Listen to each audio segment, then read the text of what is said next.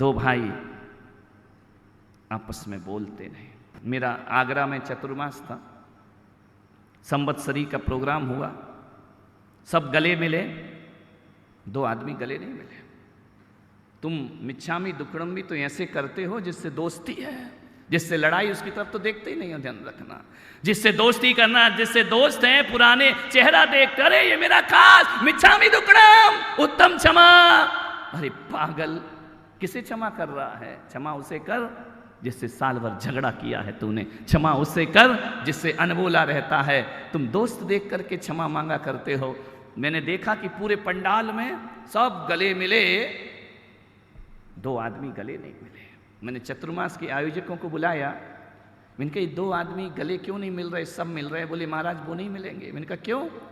बोले नहीं नहीं। मैंने कहा मैं मिलवाऊंगा। बोले नहीं, तुम्हारे जैसे लाखों आए, कोई नहीं मिला। कितने साधु आए, चले गए, ये दो गले नहीं। मैंने कहा पूरा आगरा गले मिल रहा है, ये दो भाई गले क्यों नहीं मिल रहे? बोले नहीं मिलेंगे महाराज। मैंने कहा क्यों? बोले क्योंकि ये सगे भाई हैं। देखो इंसानियत की दुर्दशा।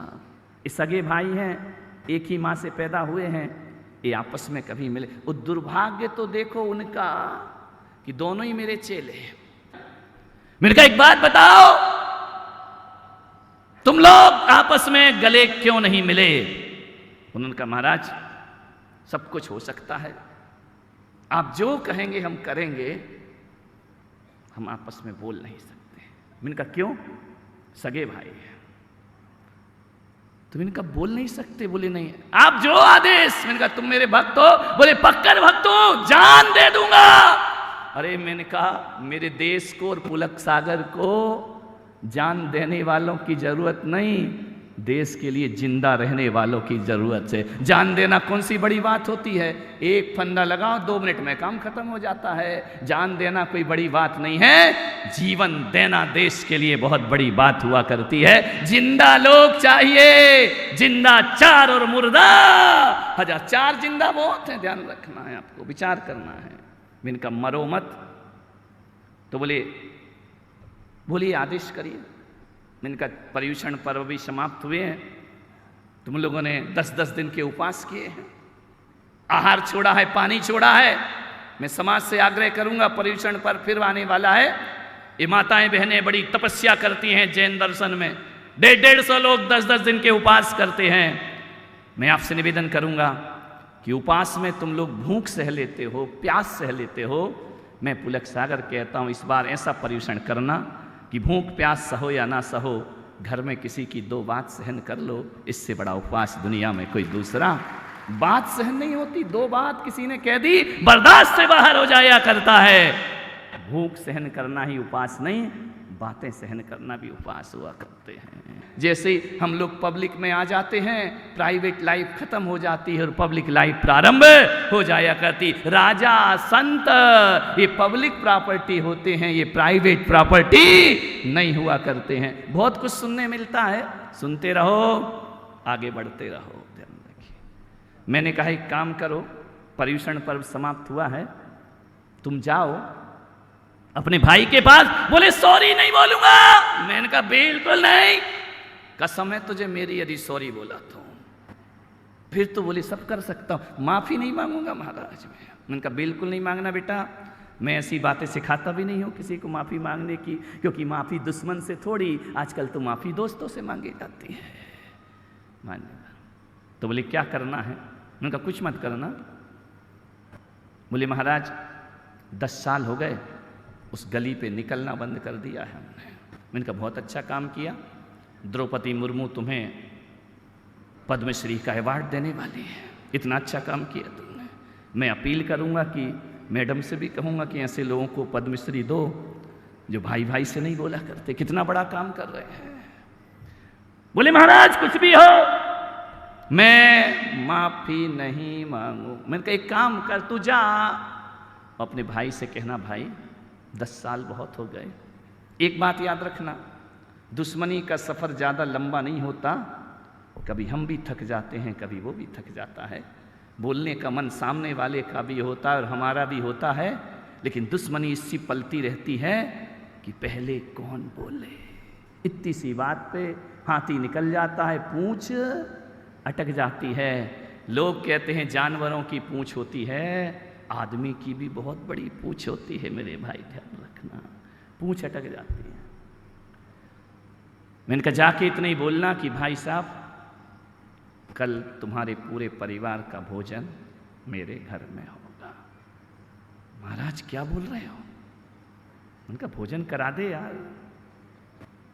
बोले मैं बोल दूंगा कि महाराज ने बोला है। अकड़ देखो आदमी की, मैं नहीं आया हूं, महाराज ने भेजा है। उनका बोल देना, जा तू जा तो पहुंच जा वहां। बोले ठीक है। घर गया। दूसरे दिन लॉन में बैठ के अखबार पढ़ रहा था। छोटा भाई बड़ा पहुंचा, अखबार से सिर हटाया, ये क्या, ये रास्ता कैसे भटक गया? 10 साल हो गए, कभी हम शादी विवाह में भी नहीं जाते हैं। गया बड़ा भाई, जैसे ही बाजू में खड़ा हुआ, चेयर पर बैठा था, अखबार छूट गया, खड़ा हो गया। भैया कैसे आए? बोले महाराज ने भेजा है। आदमी की अकड़ नहीं जाती है, रस्सी जल जाए लेकिन बल नहीं जाता है। महाराज ने भेजा है, किस लिए? देख छोटे, तू आ नहीं आ, महाराज ने भेजा इसलिए आया हूं, कल तेरे पूरे परिवार का भोजन मेरे घर में होगा। भोजन तुम्हारे घर में? बोले हाँ। आएगा? इतना सुनते ही खड़ा हो गया छोटा भाई, भाई के चरणों में गिर पड़ा। नो सॉरी, नो क्षमा, नो मिच्छामि दुक्कड़म। जैसे ही गिरा, बड़े भाई ने दोनों बाहुओं को पकड़ा और अपनी अजान बाहुओं में भर लिया उस भाई को।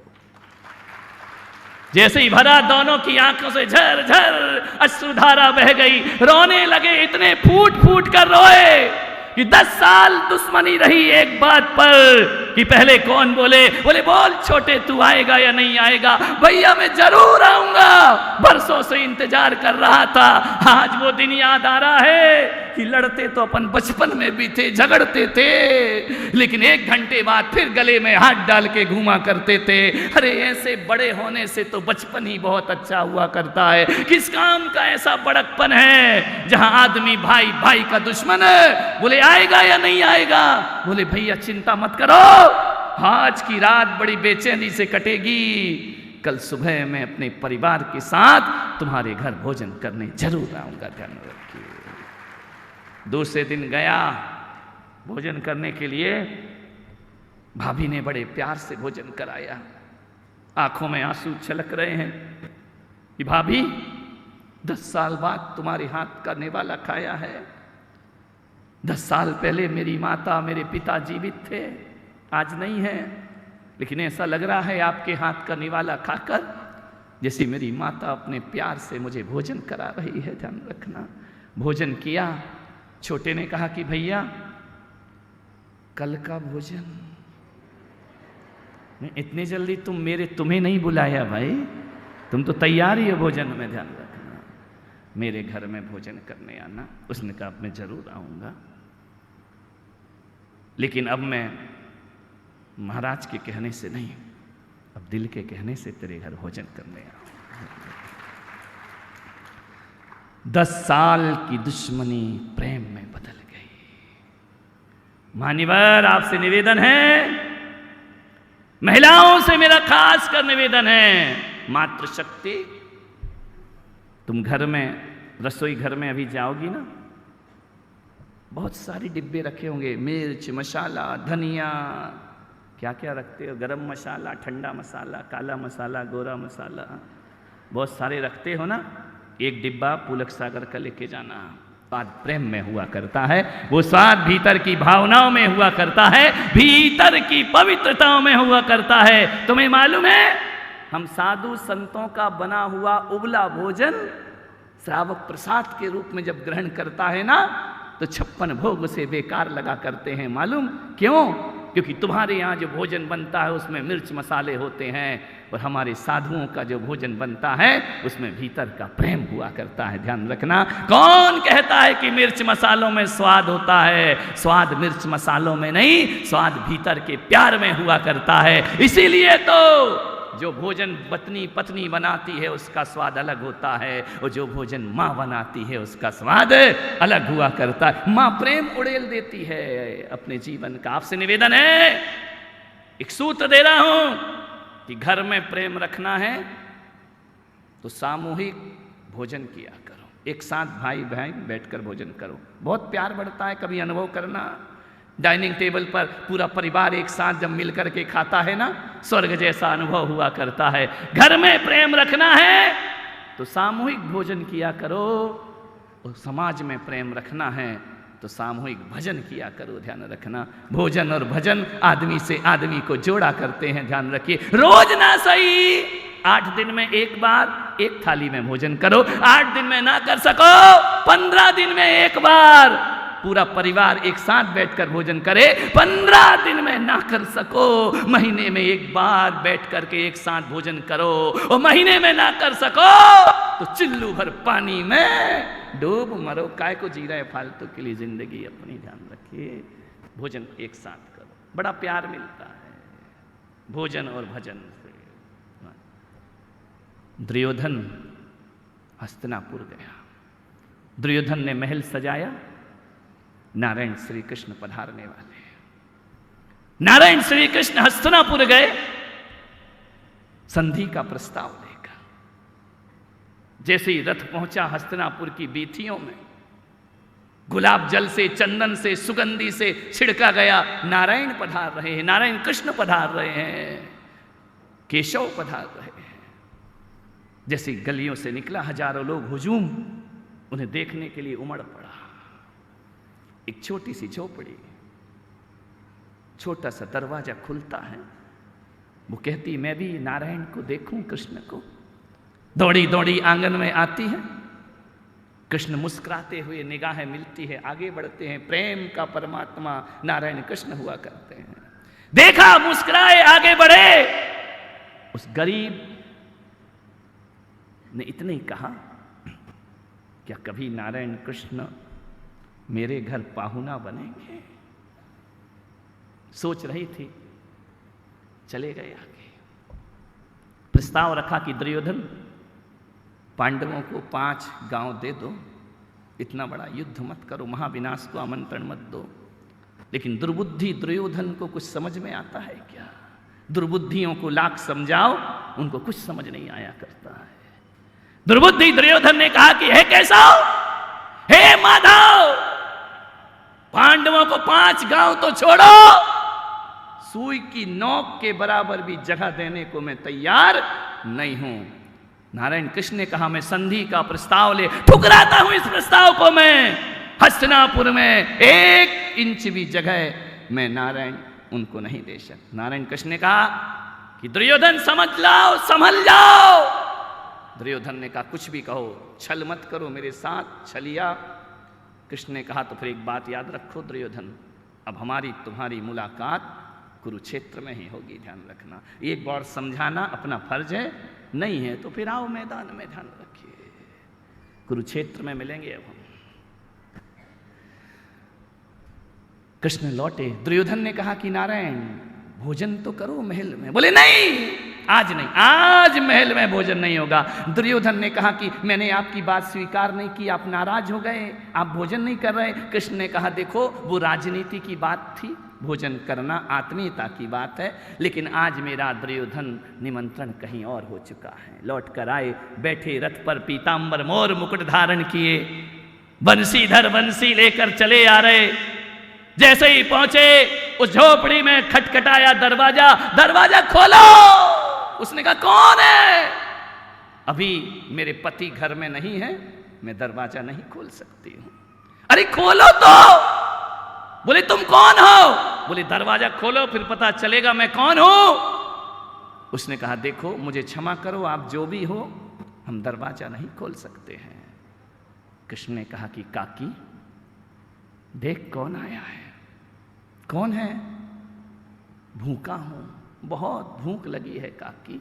जैसे ही भूखा शब्द सुना ना, तो हमारे भारत के वो लोग कि दरवाजे पर कोई भूखा खड़ा है तो मर्यादाएं भी लांघना पड़े तो हम भोजन दे दिया करते हैं। ध्यान रखना, पहले के लोग कैसे थे कि जब भोजन करते थे तो सोचते थे कि कोई आवे तो हम खावे, और आज के लोग सोचते हैं, हम तो मोनो एक्टिंग भी समझ जाते हो। ध्यान रखना, ये जावे तो फिर हम खावे। ध्यान रखना, पहले के लोग अलग थे, मनुहार से खिलाते थे, प्रेम से खिलाया करते थे। जैसे ही दरवाजा खोला, विदुरानी ने अबाक रह गई, स्तब्ध रह गई, सजल नयन हो गए, मोर मुकुट धारण किए, नारायण श्री कृष्ण पीतांबर धारण किए, दरवाजे पर खड़े। जिसके दरवाजे पर नारायण कृष्ण पहुंच जाए, जिसके दरवाजे पे संत पाहुना बन करके पहुंच जाए, जिसके दरवाजे पर भगवान पहुंच जाए, शब्द रुंध गए, कंठ रुंध गया। देख रही है, एक ख्वाब ही तो देखा था कि कभी पाहुना बनकर आएंगे। पुकार पहुंच गई कृष्ण तक। जैसे ही पुकार पहुंची, नारायण ने कहा कि काकी भीतर आने का नहीं कहोगी? बोले आओ। शब्द ही खत्म हो गए। प्रेम प्रगाढ़ होता है ना तो शब्द खत्म हो जाते हैं। आओ बैठो, आओ। खटिया बिछाई, खाट बिछाई, कृष्ण को बिठाया। काकी बहुत भूख लगी है, को शब्द ही नहीं निकल रहे हैं। अंदर जाती बाहर आती, अंदर जाती बाहर आती। क्या हुआ काकी? भूख लगी, खाना चाहिए, भोजन चाहिए। अब क्या करे, आज तो चूल्हे में कुछ है ही नहीं, हंडी में कुछ है ही नहीं, क्या बनाए, क्या खिलाए, गरीबी के दिन हैं। कृष्ण ने कहा कि जल्दी करो। बोले चावल पक रहा है। कृष्ण जिद कर रहे, अभी लाओ। आओ, देखा ना ताओ पीछे गई, एक केले की बोर तोड़ करके ले आई। जैसे ही लेकर आई, डाली, खाओ कृष्ण खाओ। क्या कर रही है? केले खिलाती हूं जब तक चावल पक रहा है। खिलाते जा रही, खिलाते जा रही। कृष्ण खाए जा रहे, खाए जा रहे। विदुर जी आ गए। विदुर जी ने कहा आज मेरे घर में रोशनी कैसे है, आज मेरे घर में प्रकाश कैसे है, आज मेरे घर में कौन सा सूरज उगा है। मेरे घर में इतना प्रकाश। ध्यान रखना, जहां जाता है उजाले छोड़ जाता है। खुदा जहां से निकल जाए, यहाँ पर अपनी यादें छोड़ जाता है। ध्यान रखिए। जैसे ही पहुंचे, देखते क्या है कि विदुरानी बावली केले के छील रही है। छिलके छिलके कृष्ण को देती है। केले केले फेंकती जा रही, फेंकती जा रही। और कृष्ण भी छिलके छिलके खाए जा रहे। विदुर ने कहा पागल हो गई, क्या कर रही है तू बावली? छिलके फेंक, केले फेंक रही है, छिलके खिला रही है। एक केला छीला विदुर जी ने, कहा नारायण इसे ग्रहण करो। जैसे ही नारायण ने ग्रहण किया, कंठ में फंस गया। नारायण ने थूक दिया। कृष्ण विदुर ने कहा क्या गलती हुई महाराज, ये बताओ, ये केला क्यों थूक दिया? नारायण कृष्ण ने कहा कि विदुर जी काका, अरे जो स्वाद भक्ति के केले में आ रहा था वो तेरे ज्ञान के केले में प्राप्त नहीं हो रहा है। इतना ही कहूंगा, प्रेम बहुत बड़ा जीवन का मंत्र है। प्रेम से बड़ा मंत्र दुनिया में कोई दूसरा नहीं हुआ करता है। जाति पाति से भी बड़ा धर्म है, धर्म ध्यान से भी बड़ा कर्म है, कर्म कांड से भी बड़ा मर्म है। मगर सबसे बड़ा यहां यदि कोई है तो इंसान, यहां सबसे बड़ा कोई है, छोटा इंसान है। अगर यह प्यार से जिए तो धरती स्वर्ग समान।